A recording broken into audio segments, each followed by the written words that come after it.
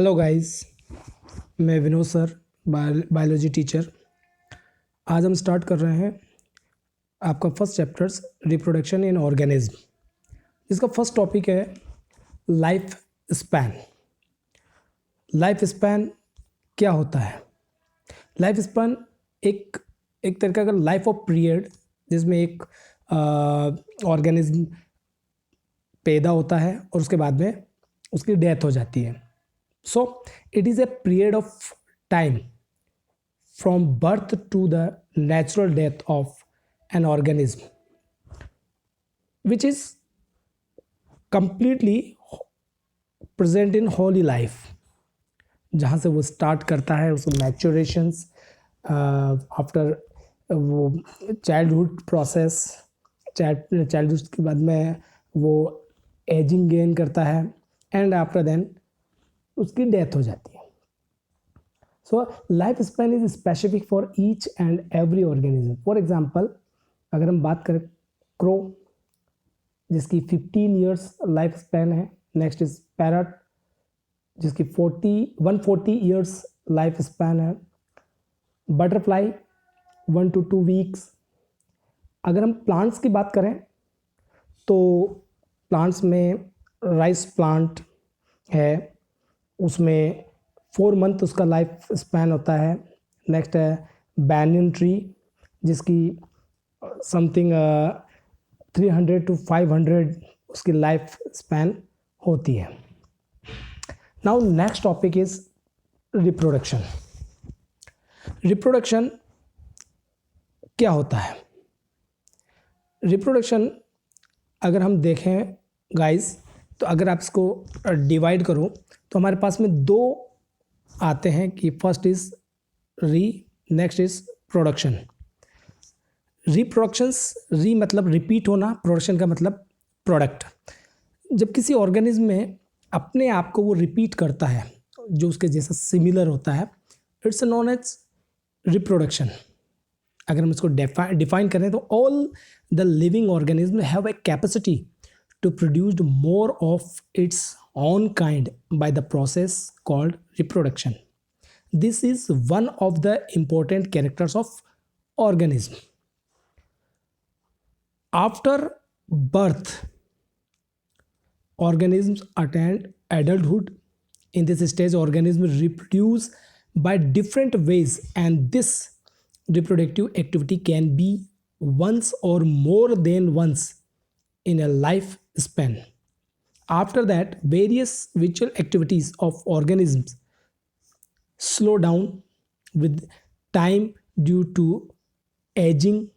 This phase of aging ultimately leads to the death of organism. So reproduction एक biological process है जो every living organism के अंदर present होती है। इसके कुछ फीचर्स होते हैं, कुछ फंक्शंस होते हैं। विच functions? First is existence of life. पूरी लाइफ में जैसे reproduction is essential for the protections of existence of living beings on earth. Second होता है इसका कंटिन्यूटी ऑफ स्पीशीज। पूरे अर्थ पर स्पीशीज की कंटिन्यूटी को बनाए रखता है। Reproductions maintain the continuity of plant and animals species and avoid their extinction. Population organisations reproductions maintain the population regulation of newly born offspring, adults and aged person. Now, types of reproduction. Guys, reproductions basically 2 types: asexual reproductions and sexual reproduction. Asexual reproductions and sexual reproductions. First is asexual reproduction. ये क्या होता है? Asexual reproductions is very important. In this method of reproduction, the new individuals are produced by any means other than the fusion of gametes, formation of new individuals by a single parent without the formation and fusion of gametes is called asexual reproduction. asexual reproduction, इसका अगर हम sense निकालें तो उसमें gamete fusion नहीं होता, gamete formation नहीं होता, फर्टिलाइजेशन एब्सेंट होता है, गेस्टेशन पीरियड एब्सेंट होता है, चाइल्ड बर्थ एब्सेंट होता है। तो और इसमें केवल एक पेरेंट की रिक्वायरमेंट होती है। अगर एक पेरेंट की रिक्वायरमेंट है तो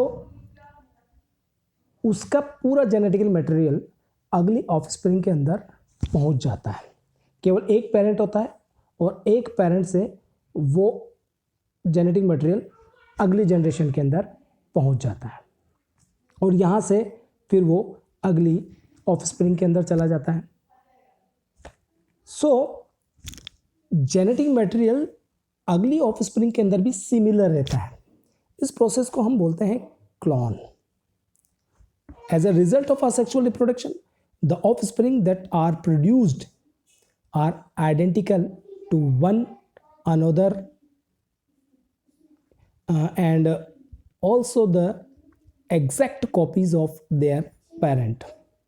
This phenomenon is known as a clone. अगर हम क्लोन वर्ड को और अगर डिफाइन करें तो it is use to describe such morphologically and genetically similar individuals.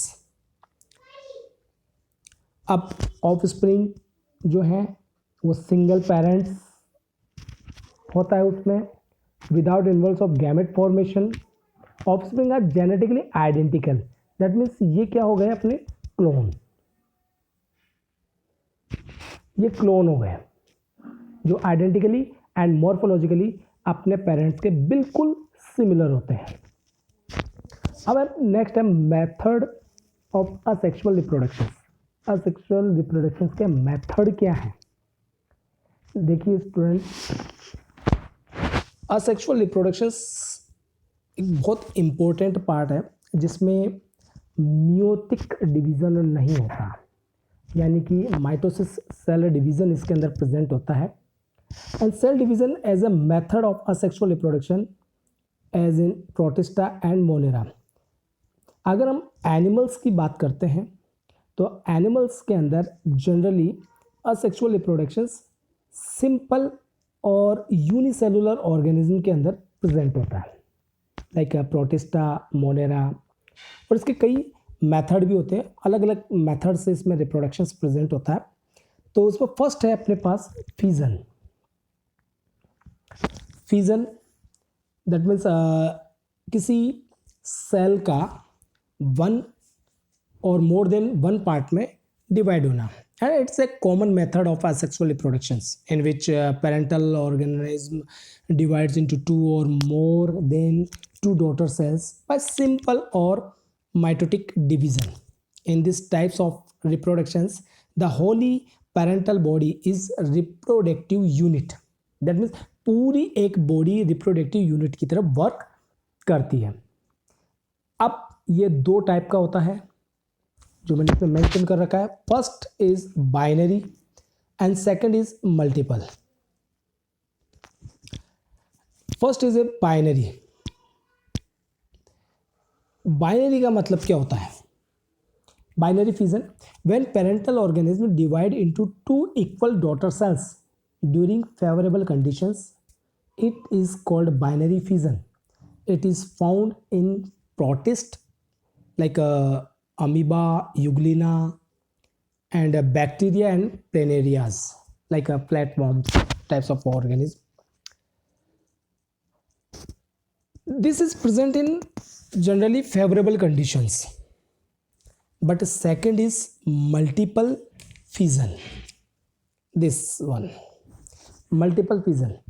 अब आपको पता ही चल रहा है जैसे कि बाइनरी में एक सेल दो सेल्स में डिवाइड हो जाती है, लेकिन मल्टीपल फिजन की हम बात करें तो one cells divide in many cells. So multiple fission is the division of the parental body into many daughter cells simultaneously during unfavorable conditions to increase the chance of survival of daughter cells. In this, the reproductive unit is wholly parental body. एक पूरी body जो होगी वो पूरी एक body से उसका जो न्यूक्लियस होता है, न्यूक्लियस कंटिन्यूसली डिवाइड होता है और डिवाइड होने के बाद में उसके कई सारे सेल्स बन जाते हैं, वो अंदर कई सारे न्यूक्लियस बन जाते हैं. That this stage is known as multi nucleate stage. And इसमें सेल्स डिवाइड हो जाती है और एवरी सेल्स नई सेल्स के फॉर्मेशंस में कन्वर्ट हो जाती है. यानी एक सेल कई सारी सेल्स में डिवाइड हो गई. It's called multiple fission.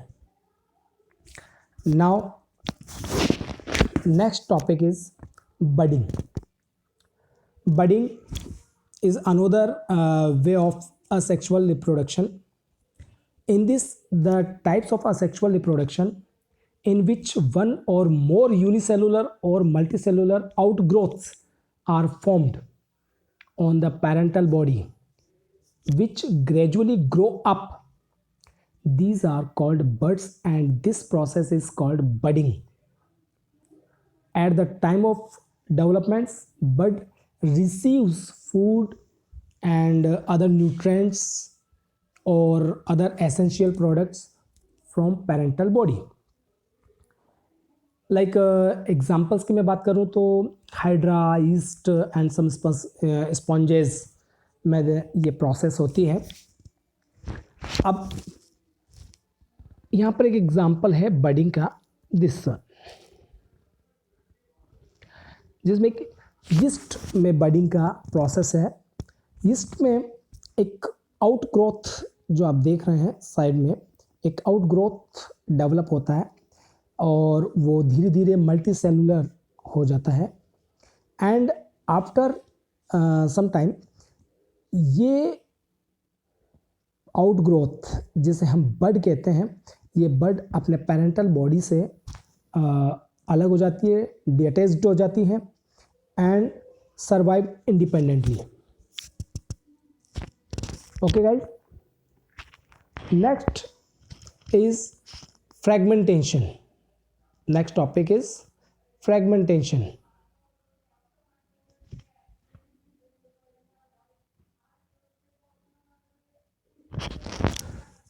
Fragmentation is another types. Fragmentation means it is also a type of asexual reproductions in which the parental body divides into two or more fragments, either by wave actions or by death and decaying of old parts. From each fragment a new animals is formed. In each fragment presence of chromatin material is essential. It is found in some flatworms, sea anemones and echinoderms, some echinoderms animals. इसमें generally अगर हम बात करें इसका,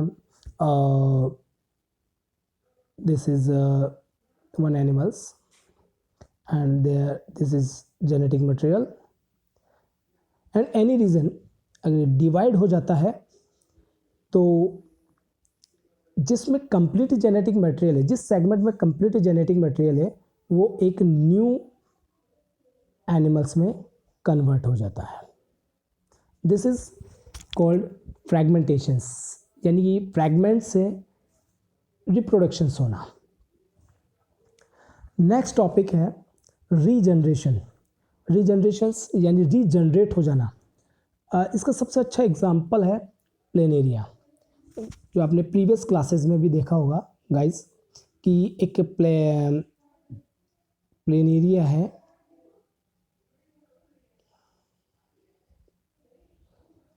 जिसको अगर divide किया जाए इस तरीके से तो इसका ओल्ड पार्ट नए पार्ट में कन्वर्ट नहीं होता, बट उसका जो पार्ट है जो ब्रेक हुआ है वो पार्ट से जो दूसरा पार्ट होता है, नीचे का पार्ट है जो अलग हो चुका है, वो नया बन जाता है. It's from new part. So fragmentation, regeneration is a process of asexual reproductions and similar to fragmentations. This process is found in generally hydra, sponge, and some other uh, simple animals. If sponges is cut into many small pieces, each piece has regenerate. So sponges have regeneration power. Similarly, a piece of hydra with ectoderms and gastroderms has a regeneration power to form a new complete hydra. So regeneration में जो कटा हुआ part है वो regenerate हो जाता है वापस. बट रीजनरेशंस वाला एग्जांपल्स हमें हायर एनिमल्स में भी देखने को मिलता है, बट वो उनकी पावर फुल्ली नहीं होती. दैट मीन्स अब वो कंप्लीट बॉडी को रीजनरेट नहीं कर सकते. लाइक होम लिजार्ड जिसे हम छिपकली भी कहते हैं, उसके टेल के अंदर ये फीचर प्रेजेंट होता है, बट वो सिर्फ टेल तक ही रहता है. अगर हम बात करें, टेल अगर पूरी लिजार्ड को नहीं बना सकता, तो रीजनरेशन की पावर वहाँ पे भी प्रेजेंट होती है. Next topic is spore formation. Spore formations कई ऑर्गेनिज्म ऐसे होते हैं जो एक स्पेशल यूनिसेलुलर स्ट्रक्चर्स के थ्रू रिप्रोडक्शंस करते हैं, और ये स्ट्रक्चर जो हैं वो नए लिविंग ऑर्गेनिज्म को डेवलप करती है, प्रोड्यूस करती है. So spores are propagules which germinate to form new individuals. They are the structures related to unicellular reproductions which consists of a little cytoplasm surrounding a nucleus. Simple है, nucleus उसके अंदर present होना चाहिए क्योंकि यही genetic materials है, base है ये लाइफ का. तो there are several kinds of spores, but हमारे सिलेबस में जैसे जू स्पोर्स का स्पेशलिटी है कि ये they are motile and flagellate also. Examples है जैसे फंगस में है, क्लेमाइडोमोनास है. क्लेमाइडोमोनास के अंदर आपको क्लियर दिख रहा है कि इसके अंदर आपको यहाँ पर ये फ्लैजिला इसके अंदर प्रेजेंट होते हैं. तो spores which have flagella and they are motile, then they are known as zoospores. Next is a Conidia, alpinospores, and chitin, chlamydospores, odia, and many other types of spores are present, and they also help in asexual reproductions. Now next topic is vegetative propagations. Guys, vegetative propagations ये खुद एक asexual reproduction ही है, but हम इसे plants के concert में study करते हैं. अगर हम एसेक्सुअल रिप्रोडक्शंस को प्लांट में स्टडी कर रहे हैं तो वहाँ पर वेजिटेटिव प्रोपगेशंस हम बोलते हैं उसे, और ये जनरली 3 टाइप्स का होता है. अब प्लांट्स का कोई भी वेजिटेटिव पार्ट्स जो रिप्रोडक्शंस में हेल्प कर रहा है, which known as vegetative part, so this process is also known as vegetative propagation. तो जनरली हमारे पास में 3-4 ऐसे पार्ट होते हैं. फॉर एग्जांपल जैसा root, stem and leaves and some other special structures like bulbils होती हैं जो स्ट्रक्चर्स में हेल्प करती हैं, रिप्रोडक्शंस में हेल्प करती हैं. अगर हम कुछ प्लांट्स की बात करें जिनमें रूट्स के थ्रू भी रिप्रोडक्शंस होता है, तो हम फर्स्ट स्टार्ट करते हैं रूट्स के थ्रू. तो the roots of some plants produce adventitious bud. Friends, मैंने एडवेंटेशियस का नाम यहाँ पर लिया है. एडवेंटेशियस बड एक ऐसा स्ट्रक्चर्स होता है जिसमें अगर हम बात करें एक टेटिपोटेंसी होती है, जिसमें एक न्यू लाइफ को डेवलप करने की कैपेसिटी होती है, एबिलिटी होती है. और जहाँ पर भी ये प्रेजेंट होगी वहाँ उस प्लांट के उस पार्ट में एक न्यू प्लांट को जनरेट करने की कैपेसिटी अब प्रेजेंट होगी। सो अगर हम बात कर रहे हैं रूट की या स्टेम की या जिस भी पार्ट की बात कर रहे हैं, तो वहाँ पर आप ये समझिएगा कि वेजिटेटिव बर्ड प्रेजेंट है, इसलिए हम उसे वेजिटेटिव प्रोपेगेशंस के अंदर स्टडी कर रहे हैं। So the roots of some plants produced adventitious birds on them which give birth to a new plant. This types of root is found generally in sweet potato,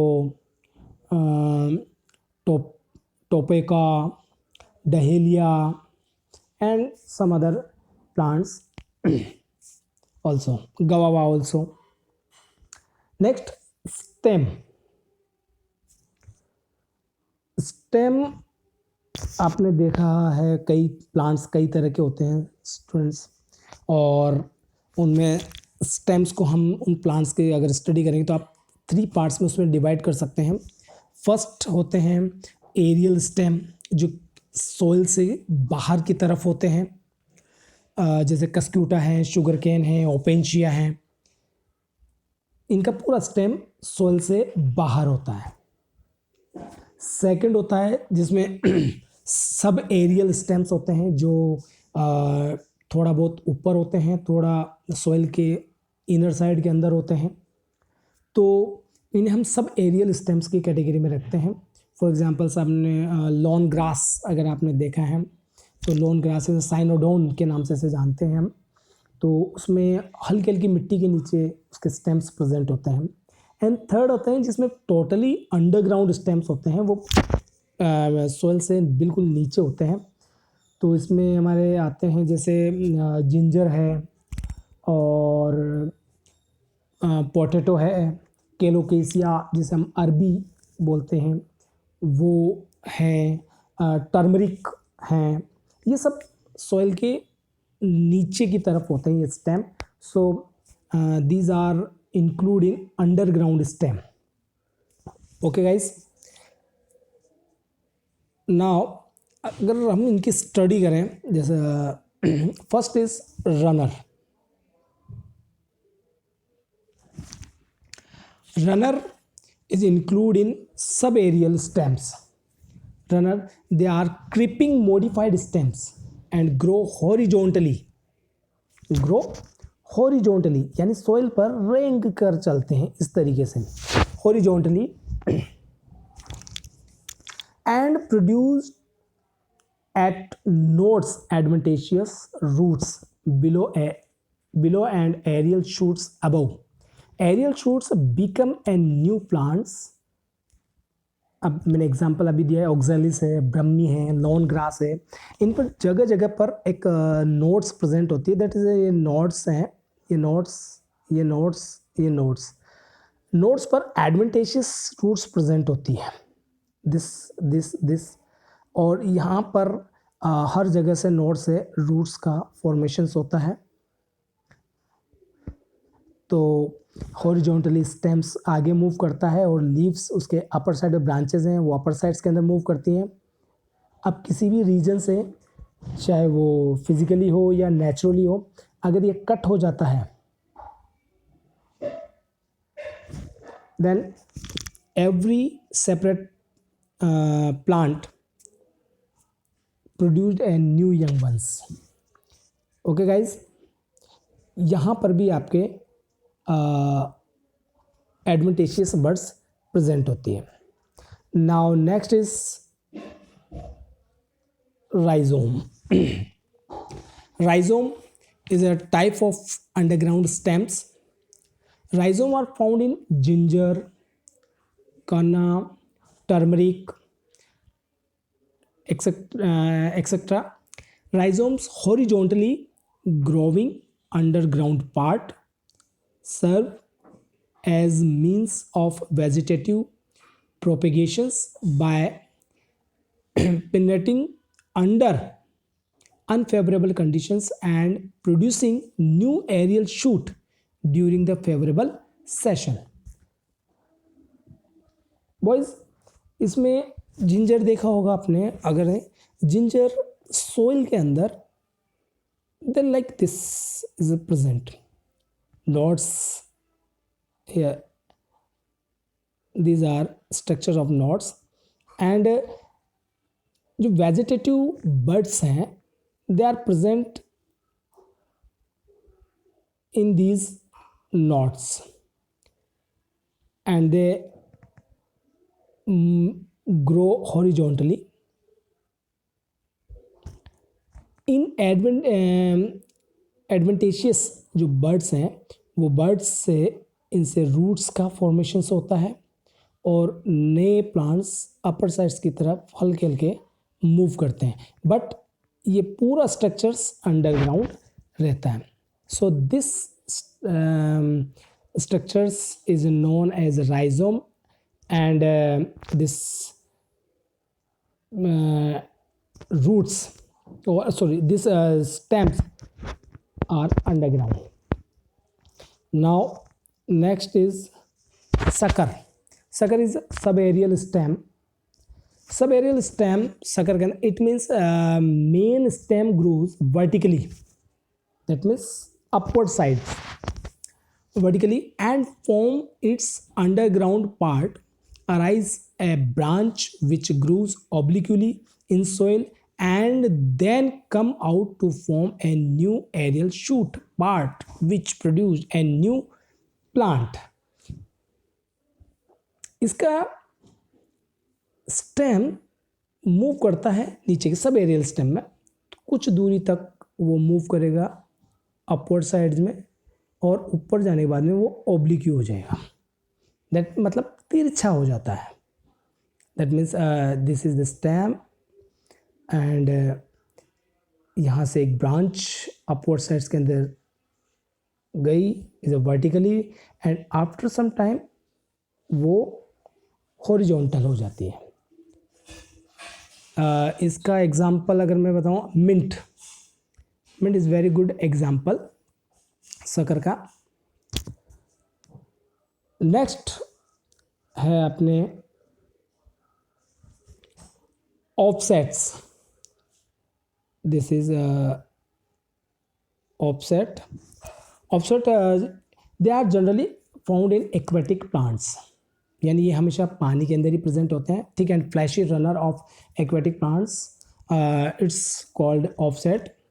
और ये डेवलप्ड लीव्स जो होती हैं उनके पे प्रेजेंट होते हैं अपने प्लांट्स के अंदर. लाइक वाटर हाइसिंथ अगर आपने देखा हो, कॉर्निया जिसे हम कहते हैं, वाटर लिली, पिस्टिया के नाम से जाना जाता है, तो उनके अंदर प्रेजेंट होता है. तो लीफ सरफेस, वाटर सरफेस पर ये प्रेजेंट होते हैं और यहाँ पर इसमें लीव्स, फ्लैशी लीव्स प्रेजेंट होती हैं. ये रूट्स एंड इधर another leaves and roots and leaves and roots. अब किसी भी रीजन से, या नेचुरली या किसी डिकेइंग मटेरियल, डिकेइंग के थ्रू या किसी फिजिकली एनिमल्स के थ्रू अगर कोई कट लग जाए यहाँ पर, तो ये न्यू प्लांट्स के तौर पे रिप्रोड्यूस कर लेते हैं अपने आप को. Okay guys, now next is tuber.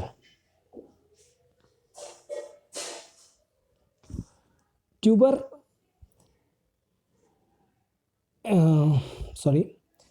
Tuber का सबसे अच्छा एग्जांपल है पोटैटो.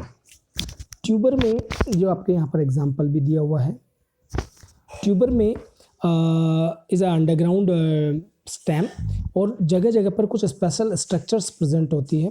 गाइस आप देख सकते हैं यहाँ पर, these structures are known as eye buds of a potato. और इन आई बर्ड्स पर वेजिटेटिव बर्ड्स प्रेजेंट होती हैं.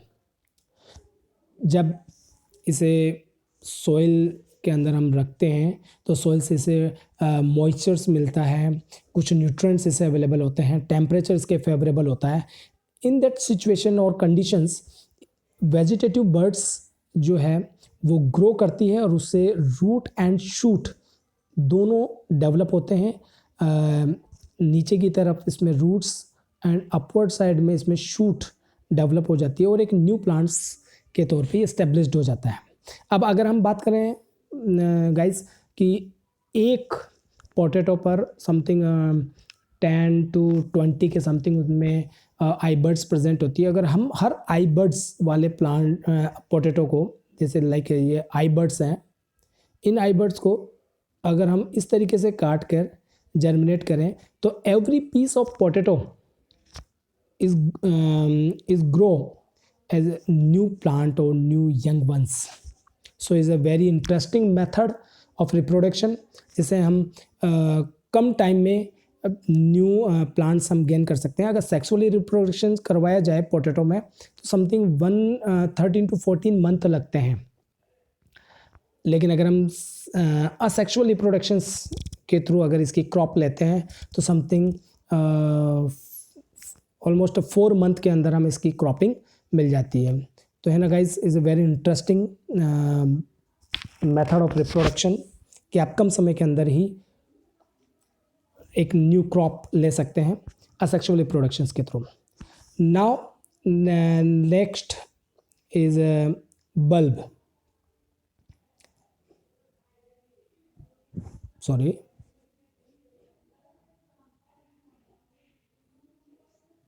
बल्ब एक अलग सा स्ट्रक्चर होता है जिसमें आपने देखा हो इज़ ऑनियन स्ट्रक्चर्स भी है, जिसमें बल्ब में अगर हम बात करें, और is a part of underground stem. They are modified underground stems which gets a reduced and take shape of disc. They are surrounded by fleshy scale leaves. अगर हम स्ट्रक्चर्स में उसका ड्रॉ करूं तो इसके अपवर्ड या डाउनवर्ड, आप जिधर देखना चाहें, वैसे तो उसका डाउनवर्ड होता है, तो डाउनवर्ड साइड्स के अंदर यहाँ पर एक डिस्क लाइक स्ट्रक्चर्स प्रेजेंट होता है। एंड डिस्क लाइक स्ट्रक्चर से कुछ रूट्स लाइक स्ट्रक्चर्स या डॉटेड स्ट्रक्चर्स आपको देखने को मिलेगी यहाँ पर। And all these structures known as vegetative buds. Onion and garlic both are example of bulbs. अगर इसे कट किया जाए इस तरीके से अगर हम इसे कट करते हैं तो every piece of organism, every piece of bulb grow individually.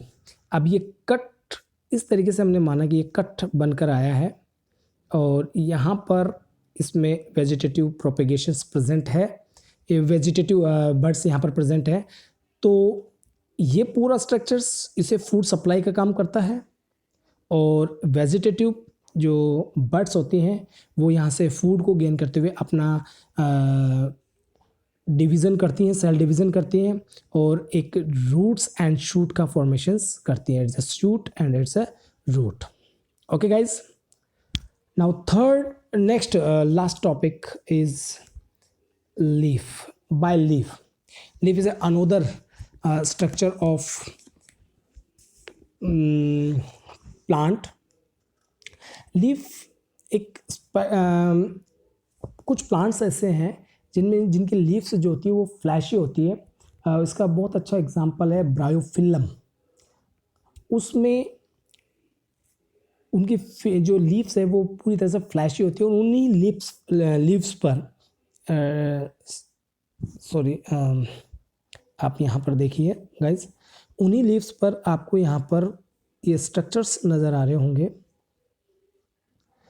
इन पर वेजिटेटिव बड्स प्रेजेंट होती हैं। जब ये लीव्स डीअटैच्ड होकर अपने मदर प्लांट से और ये इनका लीफ फॉल होता है, नीचे हैं, गिर जाती हैं और एक फेवरेबल कंडीशन जब इन्हें मिलती है, जैसे इन्हें सॉइल मिली, टेम्परेचर मिला, मॉइस्चर्स मिला, न्यूट्रिएंट्स इन्हें अवेलेबल हुए, तो ये वेजिटेटिव बड्स जर्मिनेट हो जाते हैं और न्यू प्लांट्स को रिप्रेजेंट करते हैं। Okay guys, another example is a begonia. Okay, now asexual reproductions जो vegetative propagations जो है वो complete हो गया आपका। vegetative propagations को जनरली हम दो पार्ट में डिवाइड करते हैं guys. First is natural and second is artificial. Natural में हमने अभी पूरा स्टडी किया है, by leaves, by roots, by stems underground, subaerial, aerial stems, runner sucker वगैरह, ये all these are include in natural vegetative propagation. सारी प्रोसेस नेचुरली है, इसमें ह्यूमन का या अदर ऑर्गेनिज्म का कोई इंटरफेयर नहीं होता। लेकिन अगर हम ह्यूमन वेलफेयर के लिए अगर हम इंटरफेयर कर रहे हैं और हम न्यू ब्रीड्स और प्रोडक्शंस को इंक्रीज़ करने के लिए कुछ स्पेशल प्रोसेस फॉलोअप कर रहे हैं प्लांट्स ब्रीडिंग, प्लांट्स रिप्रोडक्शंस में, तो these methods is known as artificial reproductions. इनमें कुछ स्ट्रक्चर हैं, मेथड्स हैं हमारे पास में, जिसमें एक मेथड है बॉयज़ कटिंग, एंड सेकंड है